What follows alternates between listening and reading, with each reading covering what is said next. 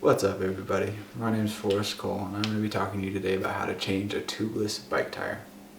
Tubeless bike tires are not super new, but they're a relatively new thing with like bike technology, bike advancements, and it's something that if you don't ride bikes a lot, you may not be familiar with, and that's totally okay.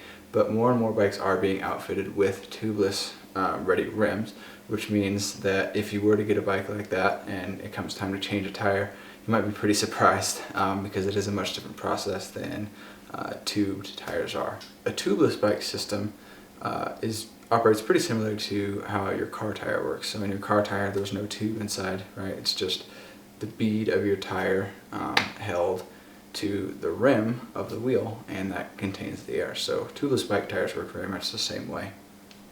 Before we get started, you're going to want to make sure that you have all the necessary tools, and there's really not that many.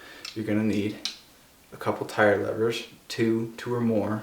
You can do it with one, but again, having at least two is super handy.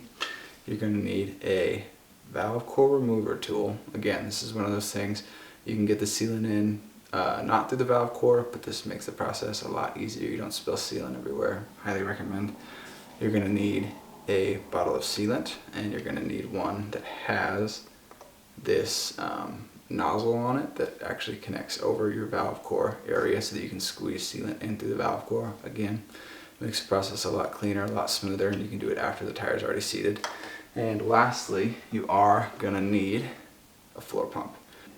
Alright, now that we've got our tools assembled, it's time to go ahead and get this process started. So, first things first, it sounds pretty simple, but you're going to want to go ahead and let the air out of your old tire. You can get that done by just pressing in on the top of that valve stem where it sticks out. Push in, all the air should come out. You might have to stick it on the ground and kind of like push down against it to really squeeze out the last bit.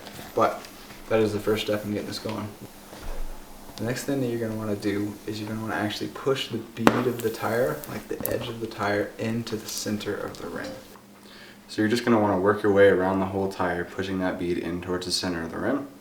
Once you get done with the first side, you're going to flip the tire to the other side and do the same thing. Just get it nice and centered into the rim. Alright, once you've got the tire centered in on the rim, you're going to take your first tire lever and get it up underneath the bead of the tire near the valve core. So you're going to get the first one stuck up under the tire, and you're going to hook it to one of the spokes that keeps it in place while you work with the second tire lever.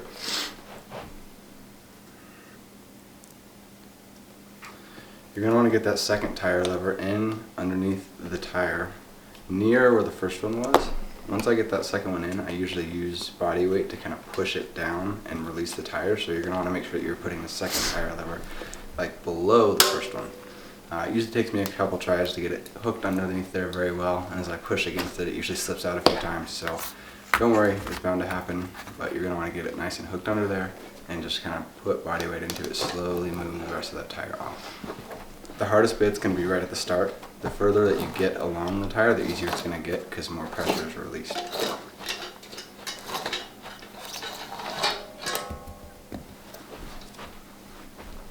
So now you can see that one half of the tire is completely released from the rim. It's sitting on the outside of the rim.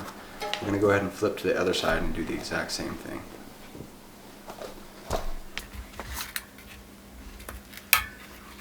Same thing, this process takes a little while. The tire levers usually slip out once or twice.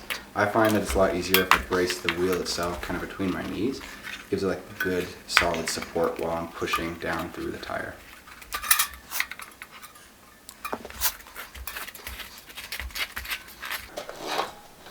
Now that I've got the second half of the tire off, you can see that the rim is sitting entirely within the tire. That's perfect. You're just going to bend the tire a little bit and you can just pull the rim right out. Once you get the rim out, you're going to want to keep it kind of in the same orientation as when you took it out. Tires and rims are both directional due to their tread and where the brake goes, so you're just going to want to make sure that you know which way the rim is supposed to be facing. At this point, you've got the old tire off. There might be some sealant sitting around in the middle. Mine is all dried up in this case because I haven't used it in a while. But if there is sealant, you're just going to want to be careful not to spill it on your carpet. Next, we're going to go ahead and bring in that new tire. It's usually packaged up with a rubber band or something like that. Go ahead and open it up, kind of pop the indented sections out so it starts to look as the tire is supposed to. New tires are generally stiffer than older ones because they haven't been ridden, they haven't been used yet. So they're going to have a little bit more form that you're going to have to kind of like work against to get it onto the rim. Now, same thing, since the rim is directional, you're going to want to go ahead and look at your new tire, see which way it's supposed to be rolling, and make sure that when you put your rim back inside, they're in a junction with each other. Doesn't seem like it would make much of a difference, but it can. So just like when we took it out, you're going to take that rim and place it in the center of the tire. You don't want to try to mess with the beads yet, just put the rim down in the center of the new tire. Once you've got that ready, you're going to go ahead and start pushing one of the beads onto the rim. It's kind of awkward at first because everything's loose and it wants to just fall out. So what I'll generally do is end up flipping it the other way, flipping it upside down, so that the rim is actually like using gravity to sit into the bead that you've already set. So you're going to take your tire lever and flip it opposite way as to when you were taking it off. So you're going to actually be hooking the rim and not the bead this time. And you're going to slowly just kind of work the tire up and into the rim. Same thing, I like to pinch it between my knees to give it some stabilization. And what I actually end up doing is using both of them and kind of hooking one and holding it in place, and then putting the next one in front of the one that's already held to kind of like work them back and forth and just slowly work the tire on. You kind of just have to interchange them between each other. It can be kind of a hard process, just like when you were getting it off. A lot of times the tire levels will kind of fly away on you, but that's okay. As long as you hold where your progress is at and keep it from popping back out, you should be set.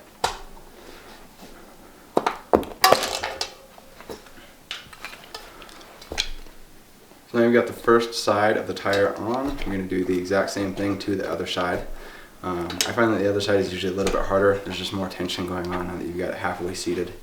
And you kind of just work through the same process. You're going to start by working that bead on with your hands, and then once it gets to the kind of harder, tighter section, you're going to start to use your tire lever. I kind of struggle a little bit extra with this one. This is the side that it really wants to pop out on you.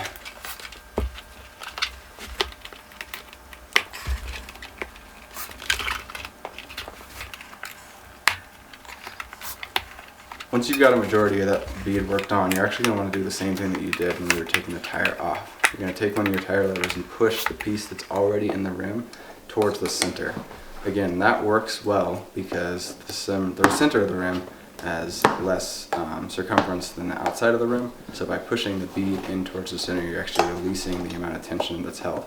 And when there's less tension, it's going to be easier to get those last couple inches of tire up and over the rim.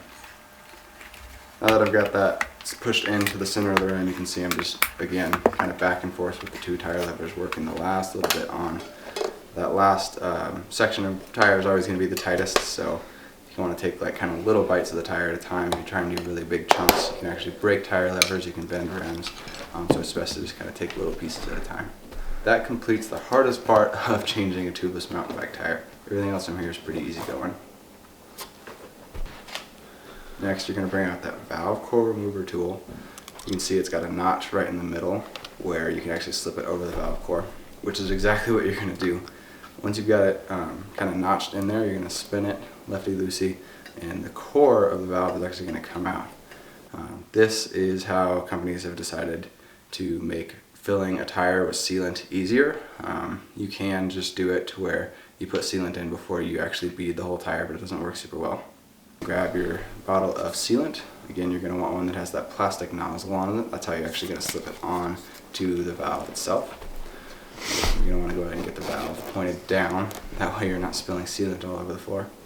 And go ahead and just kind of push the plastic nozzle of your sealant bottle in over the valve core. It's a tight enough fit, it just kind of seals itself. You don't have to do anything to tighten it on there. Once you've got it on, you're going to go ahead and just squeeze some of the sealant through. Once you've got the appropriate amount of sealant in your tire, you're going to go ahead and take the bottle off of the valve core. You're going to get the valve core tool back out and replace the core. You're going to put the core back into the valve opposite of the way you took it off, so spin it righty-tighty. It'll go for a little ways and hit kind of an obvious stop. You don't want to over tighten these, as it can be hard to get back off in the future if you need to change a tire again, especially while you're out on the trail.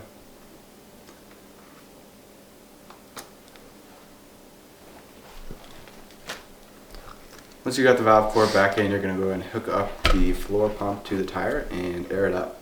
Like I mentioned earlier, this can be really hard to do with a hand pump because it doesn't create as much pressure as something like the floor pump does. Even sometimes floor pumps don't work super well, but I have had pretty good luck doing it.